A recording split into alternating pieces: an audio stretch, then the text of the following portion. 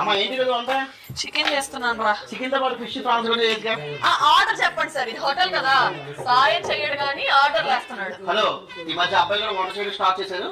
So నేను chicken చేస్తాను, నాకు హెల్ప్ చేయి. ముందుగా కడాయి తీసుకో. అది వెజిటేరియన్ కడాయి, నీచుకి వేరే కడాయి వాడతాం. ఆయిల్ వేసి మరిగించాలి. అది మరగాలంటే స్టవ్ ఆన్ చేయాలి. ఆనియన్స్ వేసుకోవాలి.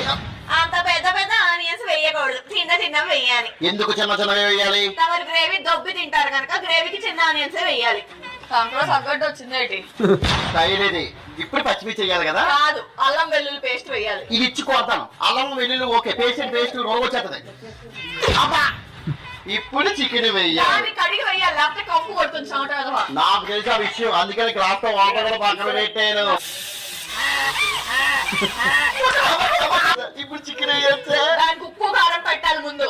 ఇది పెరుగు డబ్బా కదా, ఇందులో కారం కూడా పెడతాను.